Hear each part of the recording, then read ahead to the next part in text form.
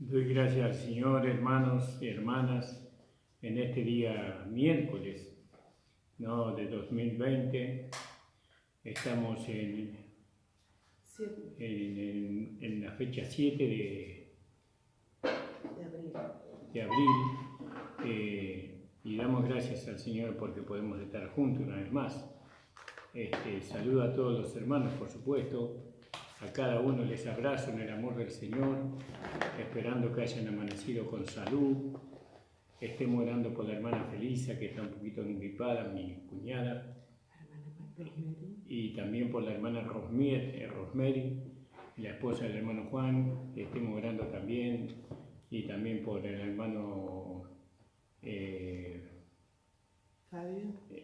por el hermano Pablo Ezequiel.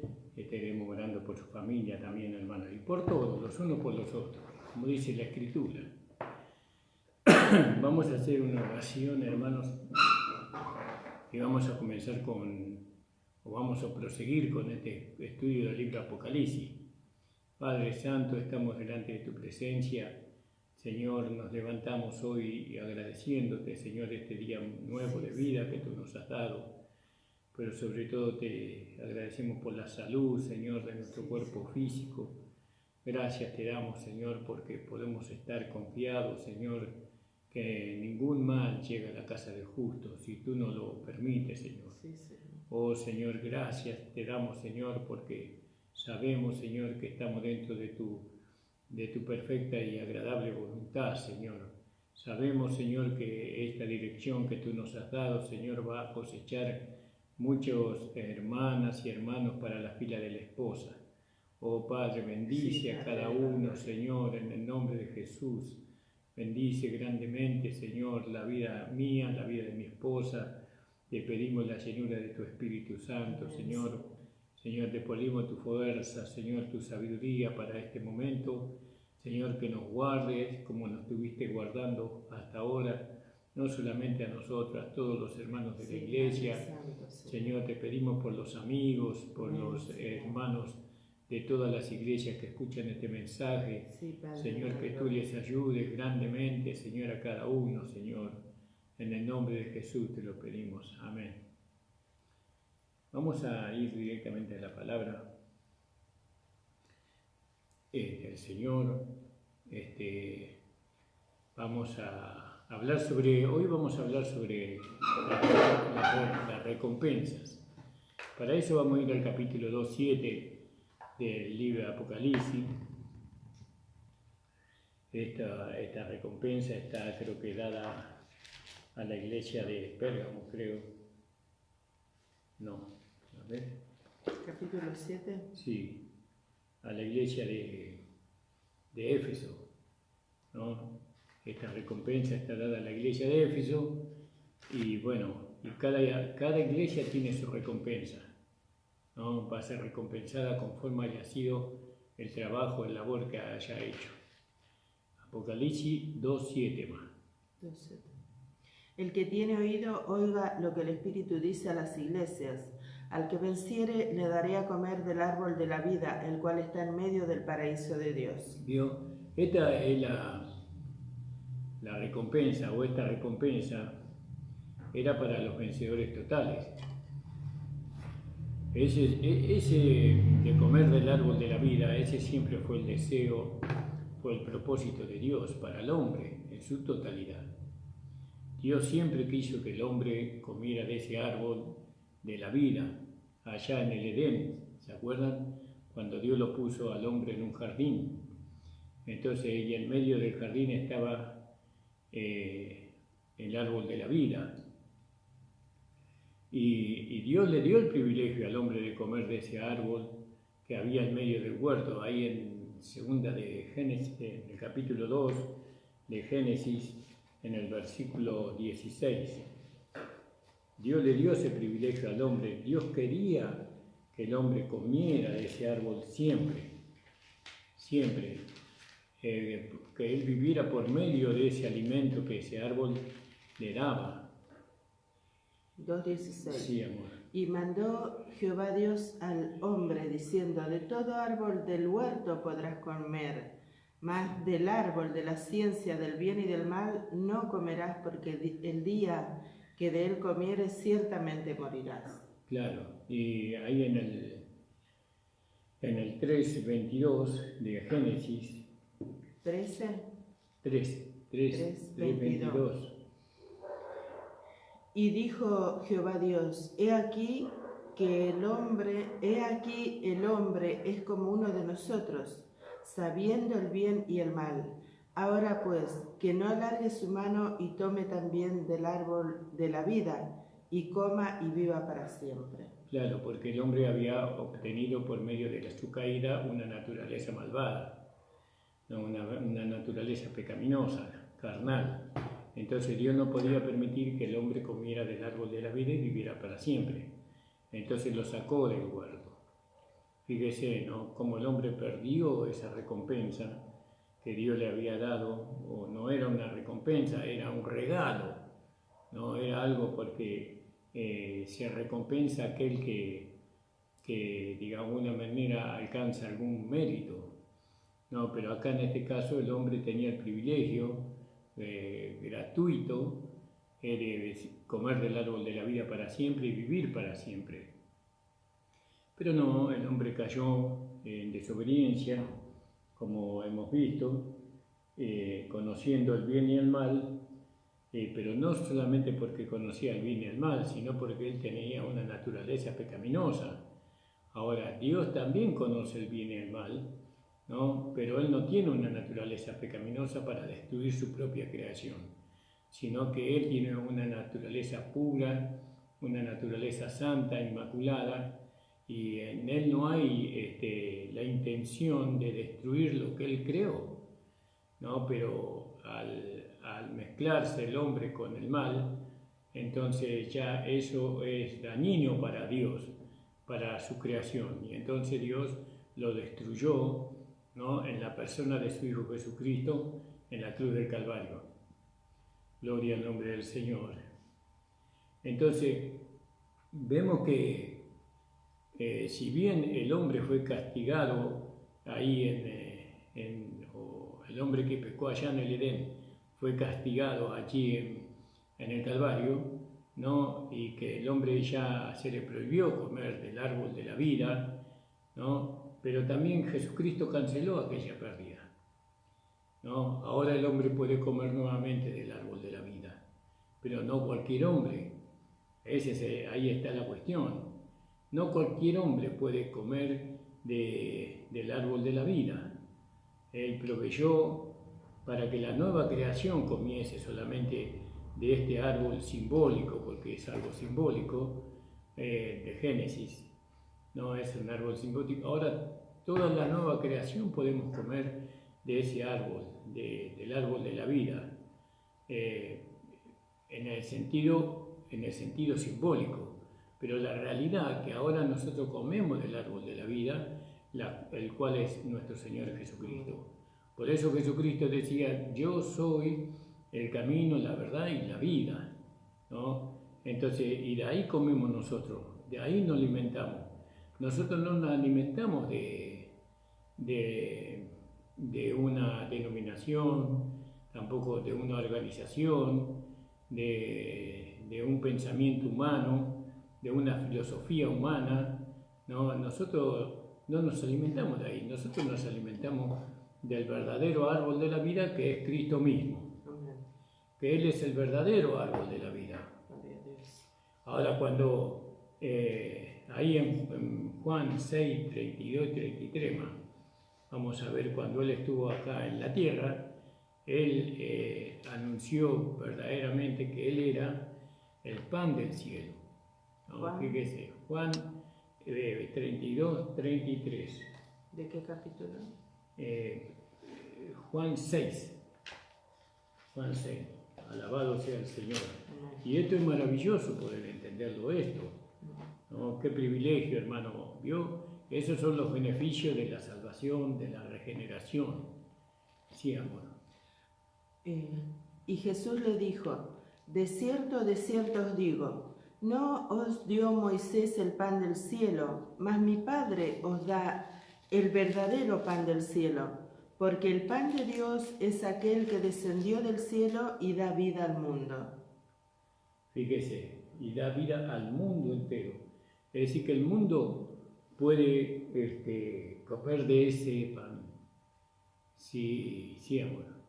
Dice, porque el pan de Dios es aquel que descendió del cielo y da vida al mundo. Le dijeron, Señor, danos siempre este pan. Jesús le dijo, yo soy el pan de vida. El que a mí viene nunca tendrá hambre y el que en mí cree no tendrá sed jamás. Fíjese usted. Entonces, dice que el mundo entero podría comer de ese árbol. Y entonces, ¿cómo va a poder comer de ese árbol el mundo si el mundo no tiene nuevo nacimiento? Y entonces, ¿por qué dicen algunos que Jesús murió por algunos nada más? Si Él murió por todos los hombres.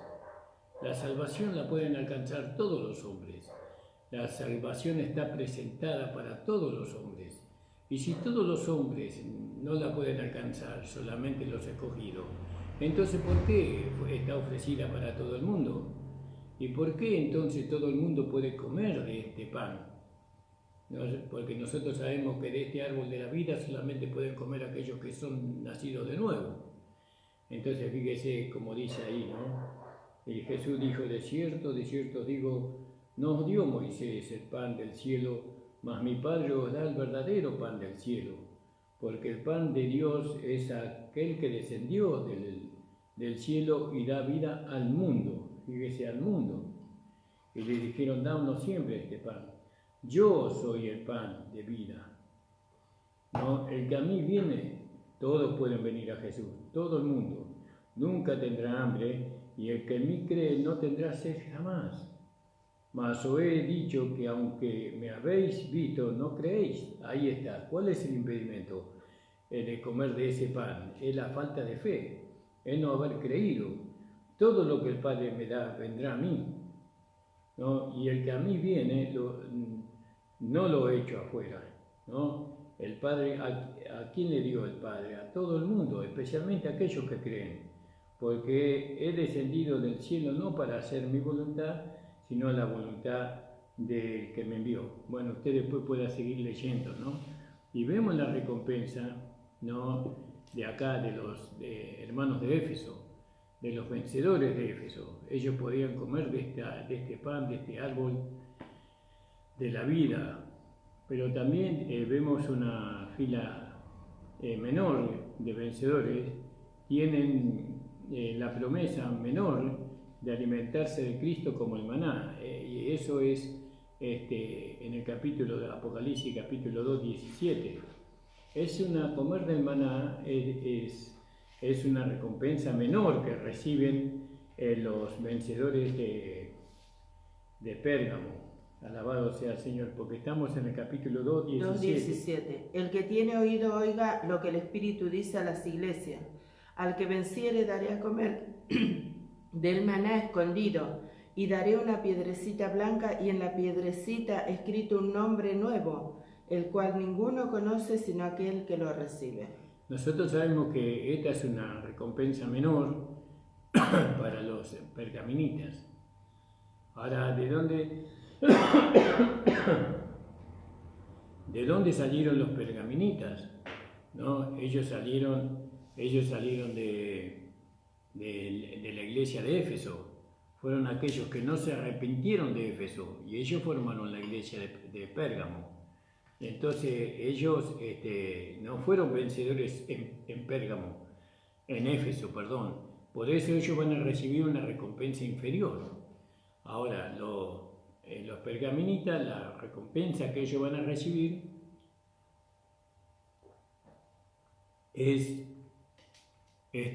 como leyó mi esposa en el capítulo 2.17, el maná, Cristo como el maná. Y nosotros sabemos que el maná, en tipo y en sombra, el pueblo de Israel lo comía en el desierto.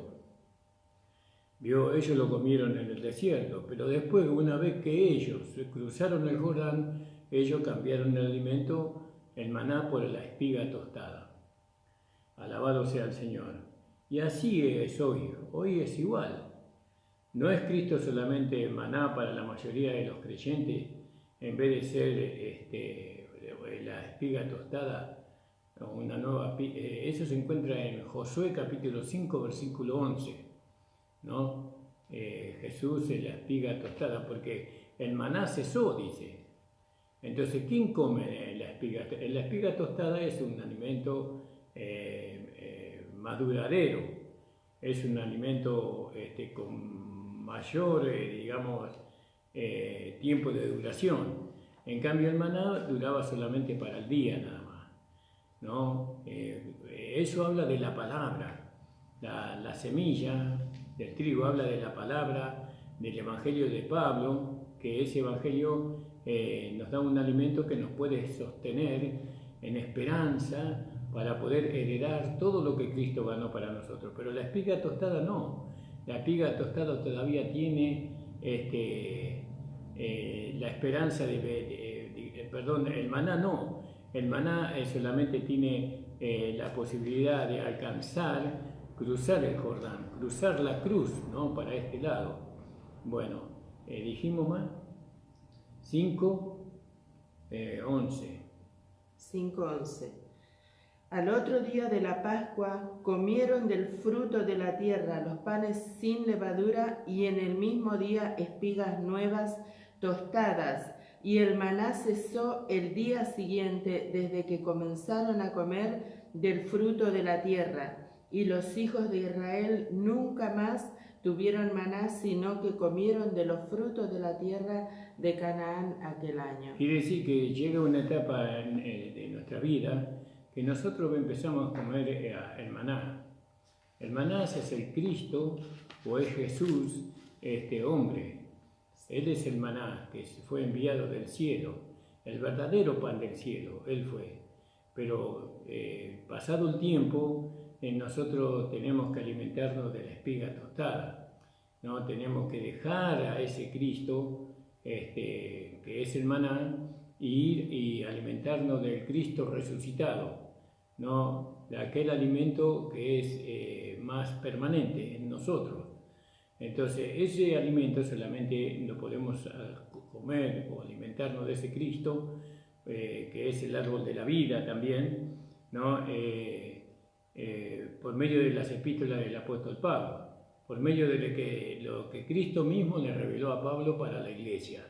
Y esto sabemos que es algo precioso. Nosotros hemos experimentado los dos alimentos. Nos hemos alimentado del maná y ahora nos estamos alimentando de la espiga tostada.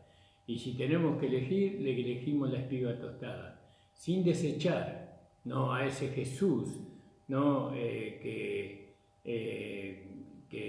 era el maná para nosotros. No lo desechamos, encontramos el valor, nos sostuvo cada día hasta que tuvimos que cruzar nosotros, por así decirlo, el Jordán por la fe, y entonces ahora comemos de Cristo como el maná. Alabado sea el Señor. Fíjese de que todos aquellos que comieron el maná, o la mayoría, los que salieron de Egipto, solamente entraron 2 a la tierra de Canaán para comer la espiga tostada. 2 nada más entraron. Y lógicamente que entraron sus hijos, que habían nacido en el desierto, que ellos también habían comido el maná.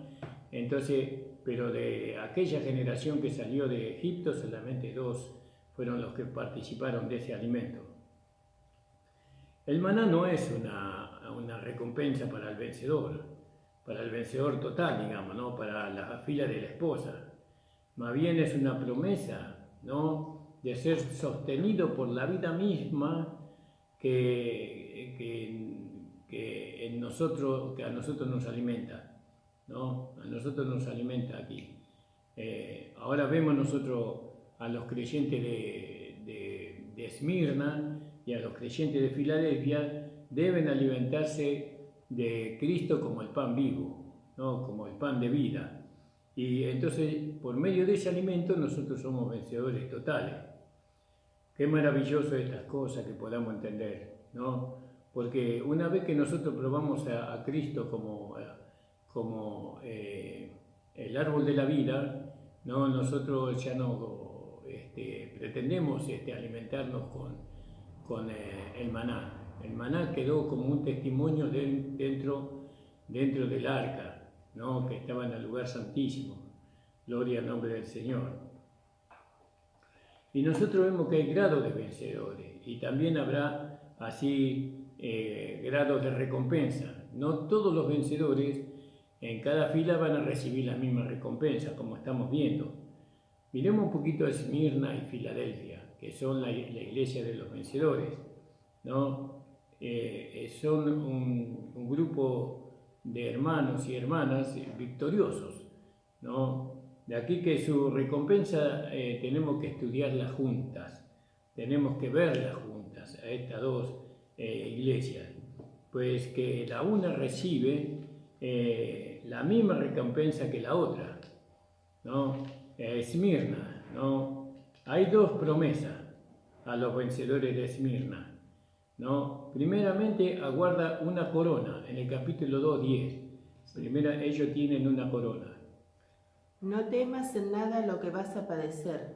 He aquí el diablo echará a alguno de vosotros en la cárcel para que seáis probados, y tendréis tribulación por 10 días. Sé fiel hasta la muerte, y yo te daré la corona de vida. Entonces, esta fila, o estos vencedores, les aguarda una corona de vida, ¿no? ¿Y eso por qué? Por su fidelidad hasta la muerte. Entonces, ¿quiénes representan hoy los vencedores de Esmirna? Son aquellos que mueren todos los días por causa de Jesús y aquellos que están sentados con Cristo en los lugares celestiales, ¿no? Si nosotros,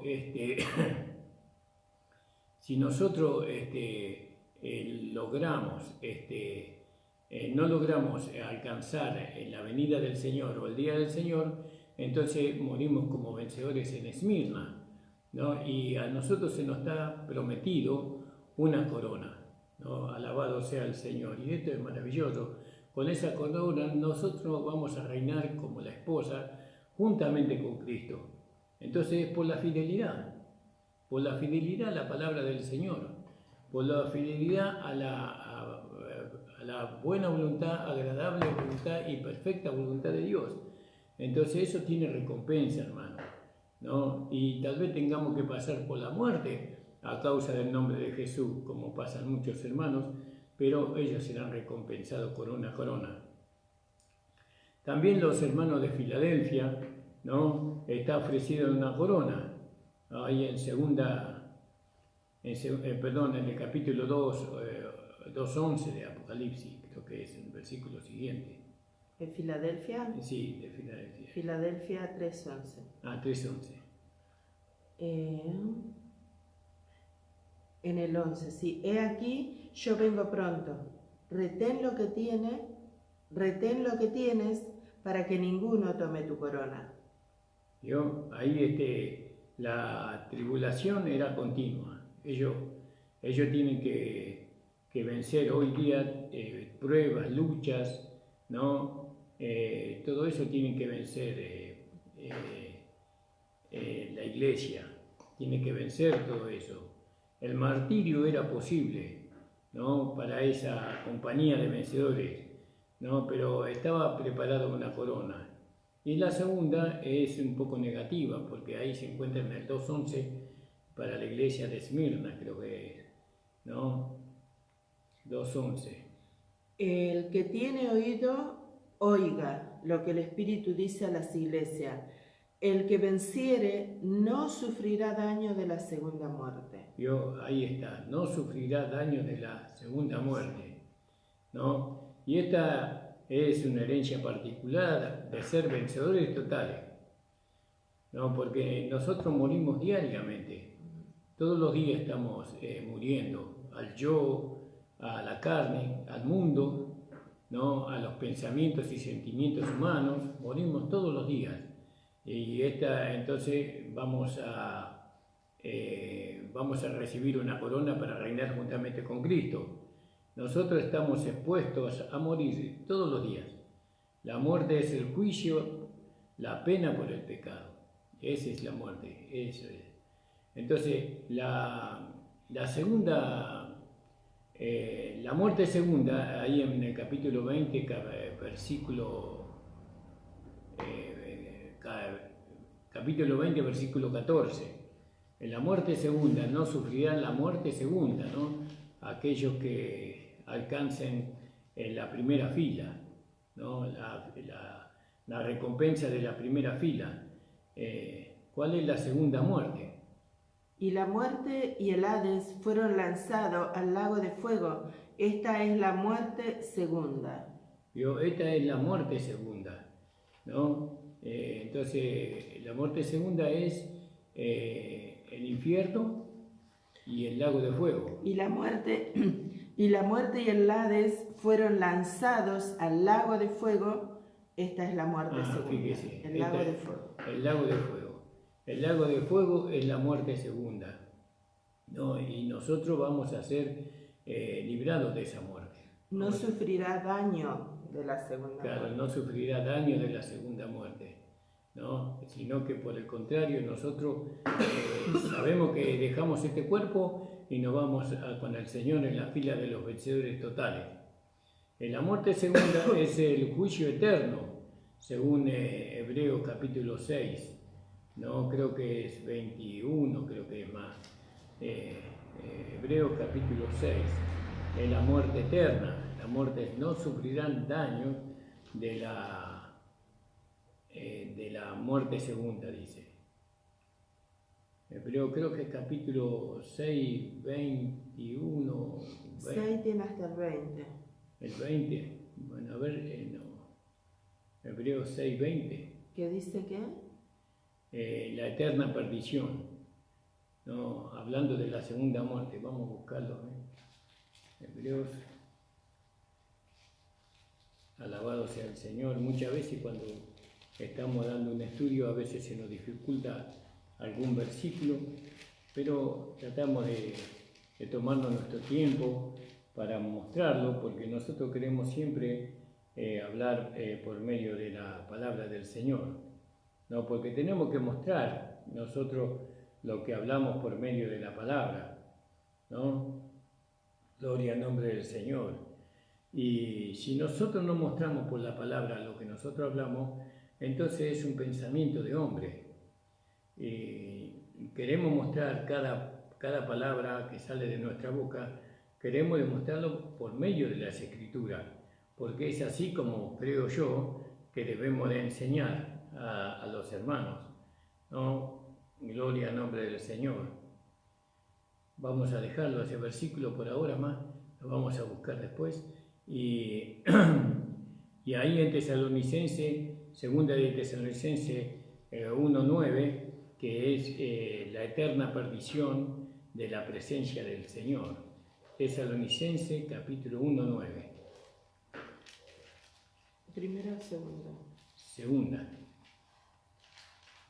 Segunda de Tesalonicense 1:9. 1:9 de segunda de Tesalonicense. Los cuales sufrirán pena de eterna perdición, excluidos de la presencia del Señor y de la gloria de su poder. Eso es la muerte segunda. Cuando venga en aquel día para ser glorificado en sus santos y ser admirado en todos los que creyeron, por cuanto nuestro testimonio ha sido creído entre vosotros. Dice la eterna perdición.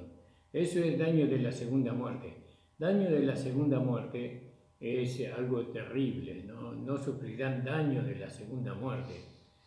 Nosotros no vamos a ser privados del arrebatamiento, no vamos a ser privados de la primera fila, no sufriremos daño de la segunda muerte, sino que seremos levantados, ¿no? Juntamente con aquellos que fueron muertos en Cristo primero, después nosotros en un abrir y cerrar de ojos seremos levantados para estar con el Señor siempre.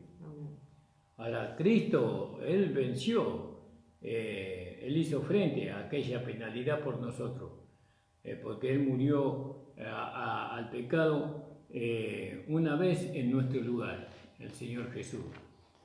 Entonces nosotros tenemos que aprovechar esa ventaja, ¿no? Ahí en Hebreos 2:9 más. Nosotros tenemos que aprovechar que Cristo murió por nosotros. Él murió para que nosotros no recibamos daño de la segunda muerte. para que nosotros no suframos las penalidades de la segunda muerte. No, tenemos que aprovechar esto, hermano, tenemos que darle el valor. Acá el problema de la iglesia es que no saben las cosas que tienen valor. ¿No? Es lo mismo un vaso de vidrio, que un vaso de barro, que un vaso de plata o que un vaso de oro, todo es lo mismo. Se trata todo de la misma manera, no encuentran la diferencia. Y es así como se pierde la recompensa. Hebreos 2:9. Pero vemos a aquel que fue hecho un poco menor que los ángeles, a Jesús, coronado de gloria y de honra a causa del padecimiento de la muerte, para que por la gracia de Dios gustase la muerte por todos. Él gustó la muerte, aquella muerte que nosotros tendríamos que haber padecido, Él la gustó por nosotros.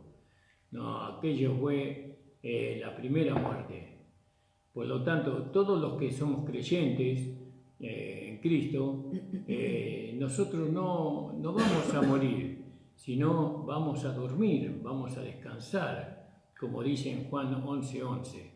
Nosotros vamos a descansar. Ninguno de aquellos que hemos creído en Cristo Jesús, no vamos a morir, no, sino que nosotros vamos a descansar. Ninguno de aquellos que hemos tenido el nuevo nacimiento vamos a morir, sino que si partimos antes de que el Señor venga, nosotros vamos a descansar, ¿no? A un lugar que Dios ya tiene preparado para nosotros. Sí. Dicho esto, les dijo después: nuestro amigo Lázaro duerme, mas voy para despertarle. Lázaro era un vencedor de la fila digamos, del reino, ¿no? Él fue despertado de su sueño. Y así nosotros vamos a ser despertados de nuestro sueño cuando el Señor retorne, si es que morimos en el tiempo de vida, ¿no? Que tenemos acá ahora. Ahora fíjese que Cristo murió en nuestro lugar como sustituto, Él nos reemplazó a nosotros. ¿Por qué no morimos? Porque hubo alguien que nos reemplazó en la muerte por el pecado. Cristo fue nuestro sustituto. No, él ocupó nuestro lugar en la muerte. Entonces Él no puede morir otra vez. Él no puede morir otra vez. Este es el significado de la palabra de Jesús ahí en Juan 11:26. ¿No? ¿Qué dijo Jesús con respecto a la muerte segunda? ¿No? Alabado sea el Señor. 11:26 más. Gloria al nombre del Señor. 11:26. Y todo aquel que vive y cree en mí no morirá eternamente. ¿Crees esto? Sí, Señor. Le dijo: sí, Señor, yo he creído que tú eres el Cristo, el Hijo de Dios que has venido al mundo, que has vencido al mundo. Claro, y todo aquel que vive y cree en mí no morirá eternamente. No descansará eternamente, no dormirá eternamente, sino que va a haber un día que va a ser resucitado. En diferentes filas como hemos visto, ¿no? Y el cuerpo a la verdad está muerto, dice Romanos 8:10, ¿no? Entonces nosotros vimos ahí en Juan 11:26, todo aquel que vive y cree en mí no morirá eternamente. Fíjese qué maravilloso. Quiere decir que va un día que nosotros nos vamos a despertar del sueño, ¿no? Y vamos a resucitar para estar siempre con el Señor. En Romanos 8:10. Romanos 8:10. Pero si Cristo está en vosotros, el cuerpo en verdad está muerto a causa del pecado, mas el espíritu vive a causa de la justicia. ¿Vio? Ahí está, ¿ves? A la verdad está muerto, el cuerpo está muerto a causa del pecado. Gloria al nombre del Señor, ¿no? Dado de que nuestro cuerpo ha recibido una sentencia de muerte, como dice ahí en Génesis, en el libro de Génesis, en el capítulo 3 de Génesis, que el cuerpo recibió una maldición de parte del Señor, ¿no? Cuando el hombre pecó, ¿no? Creo que está en el versículo 17, creo que dice, Y al hombre dijo: por cuanto obedeciste a la voz de tu mujer y comiste del árbol de que te mandé diciendo no comerás de él, maldita será la tierra por tu causa, con dolor comerás de ella todos los días de tu vida. Sí, el 18 y el 19. Espinos y cardo te producirá, y comerás plantas del campo. Con el sudor de tu rostro comerás el pan hasta que vuelvas a la tierra, porque de ella fuiste tomado, pues polvo eres y al polvo volverás. Dios, y al polvo volverás, ¿no? Entonces necesitamos volver a la tierra, nuestro cuerpo necesita volver a la tierra, porque este cuerpo no puede heredar los lugares celestiales. Este cuerpo no puede subir al cielo, ¿no? Sino que necesitamos tener otro cuerpo, otra habitación celestial. Alabado sea el Señor. Entonces, así la enfermedad y la muerte ya no son ya más juicios por el pecado, sino simplemente el resultado de él, ¿no? Es el resultado del pecado. De esta manera reconocen los vencedores totales con Dios, ¿no? Ahora, si nosotros, como lo vamos a ver, si nosotros damos lugar a la carne, y la carne está en las concupiscencias, y las concupiscencias generan el pecado en nosotros, entonces dice que los que viven en la carne, Romanos 8, dice que los que viven de la carne segarán corrupción y muerte, ¿no? Entonces no nos conviene vivir en la carne, o no le podemos dejar a la carne hacer lo que ellos quieran, lo que la carne quiera. Por eso Dios nos dio el Espíritu Santo, para que nosotros podamos, por medio del Espíritu Santo, podamos tener control sobre nuestra naturaleza pecaminosa, ¿no? Sobre nuestro vaso débil, vamos a expresarlo mejor, no sobre nuestra naturaleza pecaminosa, porque nuestra naturaleza pecaminosa fue a la cruz y Cristo la crucificó. Ahora tenemos un vaso débil, sujeto a concupiscencia, y nosotros tenemos el Espíritu Santo para que por medio del Espíritu Santo esas concupiscencias no nos lleven a pecar, no se manifiesta el pecado en nosotros. Por eso somos dependientes del Espíritu Santo, fíjese, alabado sea el Señor. Y nosotros contamos con Dios en este sentido. Dice Dios que Él crucificó al hombre viejo y destruyó el cuerpo del pecado para que no sirvamos más al pecado. Entonces ahora tenemos un vaso que contiene un tesoro, y ese tesoro es la vida de Dios en nosotros, es la gracia. Pero nosotros sabemos que aunque la enfermedad y la muerte ya no son causa, ya no son juicios por el pecado, sino resultado de él, pero esto es personal, Si yo no reconozco que fui juzgado en el Calvario, ¿no? Por juzgar continuamente las obras de la carne o de mi cuerpo débil, entonces, y tampoco no juzgo los deseos de mi mente carnal, así pongo mi cuerpo en y no pongo mi cuerpo en servidumbre, como dice ahí en 1 Corintios capítulo 9, 27. Vamos a leerlo ahí. Si yo no hago eso, si yo no reconozco que fui juzgado, o que mi hombre viejo fue juzgado, mejor dicho, que mi naturaleza pecaminosa fue juzgado en la cruz del Calvario, ¿no? Y le doy lugar a mi carne, le doy lugar a ella para que se manifieste, y le doy lugar a los deseos de mi mente carnal.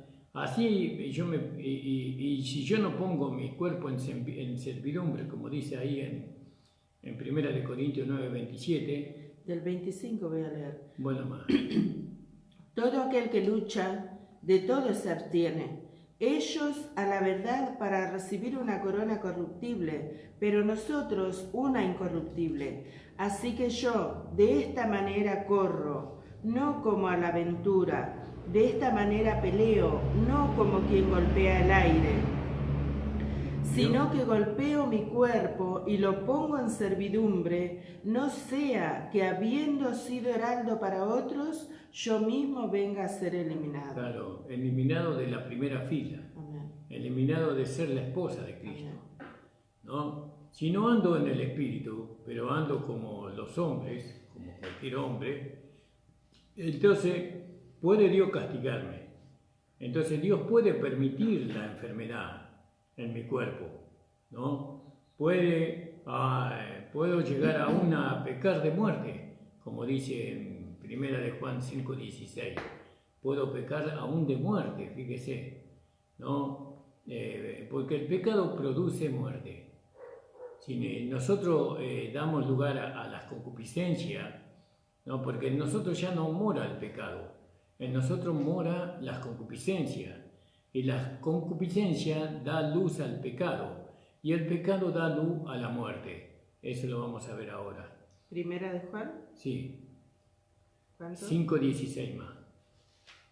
Alabado sea el Señor. 5:16. Si alguno viera a su hermano cometer pecado que no sea de muerte, pedirá y Dios le dará vida. Esto es para los que cometen pecado que no sea de muerte.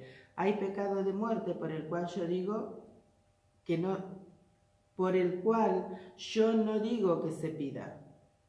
Amén. ¿No? Claro, aunque peque de muerte, podemos pedir igual que Dios tenga misericordia, ¿no? Toda injusticia es pecado, pero hay pecado no de muerte. Gloria al nombre del Señor. Ahora fíjese que en lo que dice ahí en Santiago capítulo 1, en el versículo 13 en adelante, ¿no? Que nosotros reconocemos que no está el pecado en nosotros. El pecado se genera en nosotros cuando le damos lugar a las concupiscencias. Ahí en el capítulo 1. Versículo 13.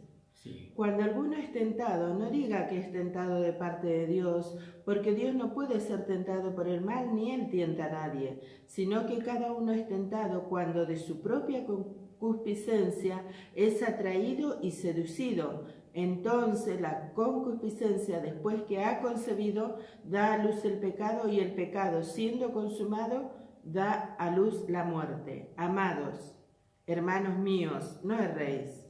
Claro, y entonces esto, por falta de juzgarnos a nosotros mismos, ¿no? Hay muchos enfermos y debilitados entre vosotros, y muchos duermen, dice en 1 de Corintios, en el capítulo 11:30. Entonces nosotros tenemos que ver cómo andamos, no como necios, sino como sabios, entendiendo estas cosas, ¿no? Aceptando esta palabra. Esta palabra, si la aceptamos, nos va a permitir vivir en el Espíritu, andar en el Espíritu. ¿Entiende, hermano? Pero si la rechazamos, entonces ya no hay posibilidad de esquivarnos, de zafarnos de la muerte prematura, de la muerte de antes de tiempo, como vamos a ver. Entonces, 1 de Corintios 11:30 más. Gloria al nombre del Señor. Por lo cual hay muchos enfermos y debilitados entre vosotros, y muchos duermen. Vio como hay mucho por no juzgar, por no juzgar con Cristo, por no contar con Dios. El 31. Si pues nos examinásemos a nosotros mismos, no seríamos juzgados, mas siendo juzgados, somos castigados por el Señor, para que no seamos condenados con el mundo. Claro, fíjese qué terrible, ¿no? Juzgarnos a nosotros mismos. Nosotros tenemos que tener cuidado de presentar nuestros miembros al pecado. Nosotros tenemos que tener cuidado de las concupiscencias que están en nosotros, ¿no? Porque las concupiscencias son las tendencias pecaminosas que tenemos en nuestro vaso de barro, ¿no? Pero Dios nos dio el Espíritu Santo para que Él nos mantenga en estado dormido o en estado de inactividad, por así decirlo. Y tenemos que contar esas cosas, porque si no vamos a recibir la muerte prematura. Ahora, la muerte prematura y el castigo por enfermedad son daños de la segunda muerte. Por eso dice, no sufrirán daño de la segunda muerte, pero algunos cristianos sí la sufren. Millones y millones de hermanos han sufrido daño de la segunda muerte por la enfermedad que le ha venido a su cuerpo por causa del pecado, ¿no? Bueno, eso cada uno debe examinarse a sí mismo, ¿no? Y si nosotros andamos en la perfecta voluntad de Dios, si nosotros nos dejamos guiar por el Espíritu Santo, nos dejamos guiar por la palabra del Señor, si nosotros obedecemos a Cristo como la cabeza, si nosotros nos hacemos uno con Cristo, en el cuerpo de Cristo, si aceptamos la dirección de Dios que viene por la boca del pastor, ¿no? Entonces no sufriremos daño de la segunda muerte, ¿no? Damos gracias a Dios que semejante cosa no le puede suceder, ¿no? Nunca al que camina en la perfecta voluntad de Dios. No importa lo que le acontezca, él no es dañado de la segunda muerte. Si muere, llega a ser martirizado, ¿no? O si muere y llega a ser martirizado, se levantará y llegará antes al cielo de la hora del juicio, en Apocalipsis 14, 7. Entonces, si una persona muere por obedecer la palabra de Dios, si una persona muere por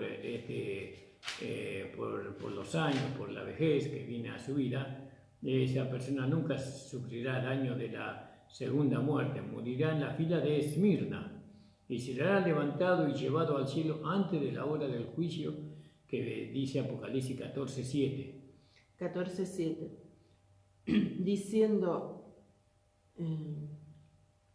Diciendo a gran voz: temed a Dios y dadle gloria, porque la hora de su juicio ha llegado, y adorad a aquel que hizo el cielo y la tierra, el mar y la fuente de las aguas. ¿Vio? Será llevado antes de la hora del juicio de Apocalipsis, antes de la hora del juicio. Vamos a leerlo de nuevo. Diciendo a gran voz: temed a Dios y dadle gloria, porque la hora de su juicio ha llegado. Y adorad a aquel que hizo el cielo, la tierra, el mar y la fuente de las aguas. Es decir, antes de que comiencen los 7 años de juicio sobre la tierra, ¿no? Antes. Entonces eso habla de los vencedores, ¿no? A nosotros creemos que la recompensa de Filadelfia a nosotros nos aguarda, ¿no? Nos aguarda, y eso nos alienta a nosotros, ¿no? Y esto depende en alto, o esto está, digamos, pendiente en alto, ¿no? Delante de nosotros, y bueno, y nosotros sabemos que vamos a llegar con la ayuda del Señor a lograr obtener esta recompensa de los vencedores. Entonces, ahora fíjese que la recompensa, según dice en el libro de Apocalipsis, en el capítulo a la iglesia de Filadelfia, dice que una será columna, seremos columna en el templo de Dios. Después habla de que tendremos 3 nombres sublimes en nosotros. Esa es la recompensa, ¿no? Y esta es la más alta recompensa, la más grande recompensa, ¿no? Y entonces tenemos que mirar un poco ahí en esa recompensa de Filadelfia, ¿no? La frase "mi Dios" ocurre 4 veces en esta promesa, ¿no? Y esto nos consuela a nosotros, esto nos trae gozo a nosotros, ¿no? Porque mi Dios, dice Jesús, está detrás de todo. ¿Dónde aparecerá este vencedor? En el templo de mi Dios, en el capítulo 3, 12. Al que venciere, yo le haré columna en el templo de mi Dios, y nunca más saldrá de allí. Y escribiré sobre él el nombre de mi Dios y el nombre de la ciudad de mi Dios, la nueva Jerusalén, la cual desciende del cielo de mi Dios, y mi nombre nuevo. ¿Vio? Y ahí apareceremos nosotros los vencedores totales, ¿no? Los que venzamos por la fe todas las cosas, los que guardemos la palabra de su paciencia, nosotros seremos como columnas ahí en ese lugar. Y ahí también en Efesios 2, 19 y 20, entonces vemos que la primera fila de vencedores tiene un lugar pronunciado en aquel templo, en aquel lugar de la Nueva Jerusalén, ¿no? 2, 19 y 22, o al 22 si querés leerlo.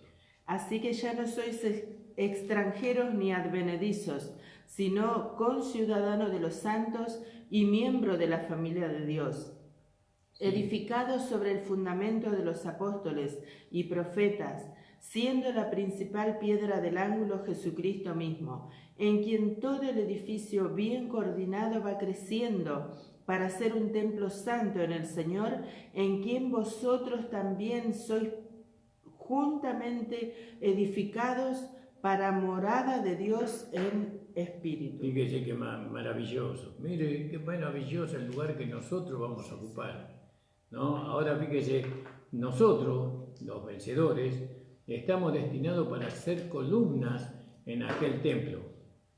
Una columna. Y bueno, damos gracias al Señor por ese lugar del privilegio que el Señor nos da. La columna es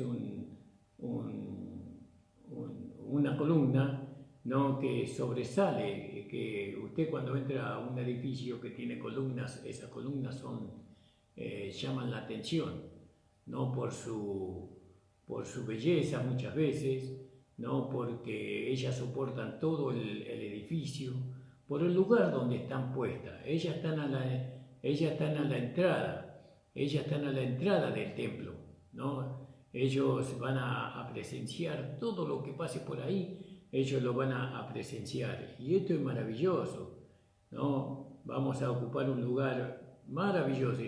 Y además por lo que va a estar escrito en esa columna. Va a ser tanta la belleza de esa columna que los ojos de aquellos que vayan entrando se van a quedar admirados de su belleza, de su esplendor, de su gloria.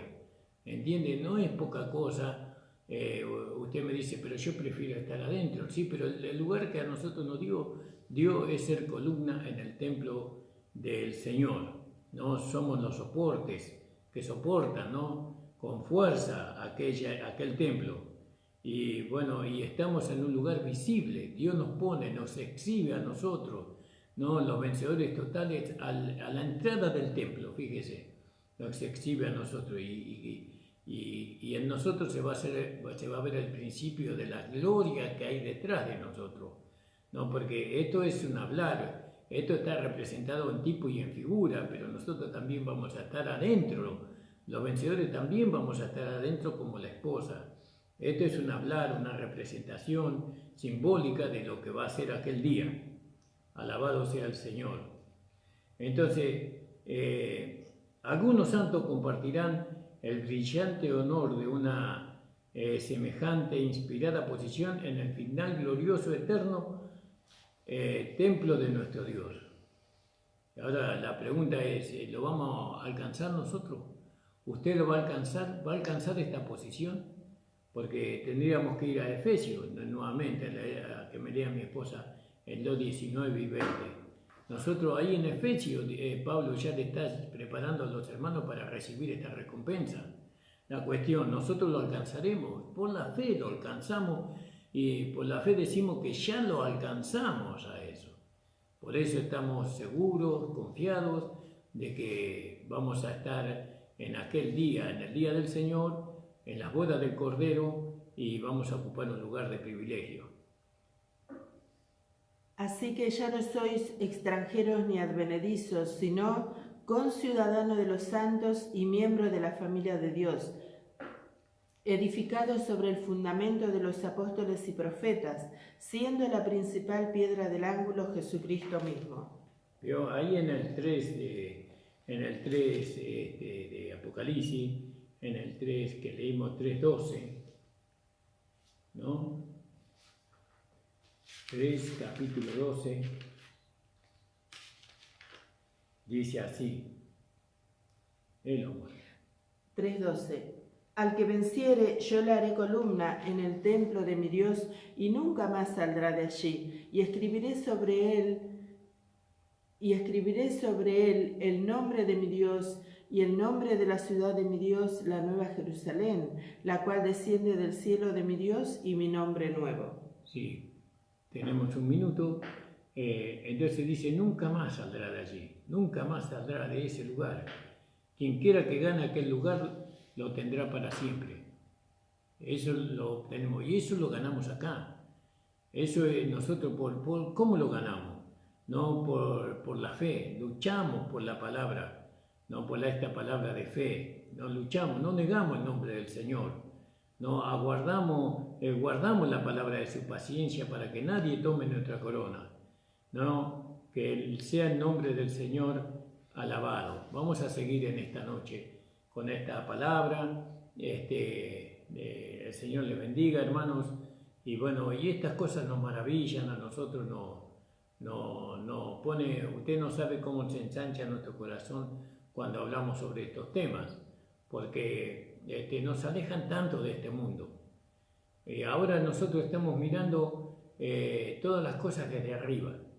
Veo que el coronavirus, ¿dónde está? Está acá en la tierra, ¿vio? Pero nosotros, ¿dónde estamos?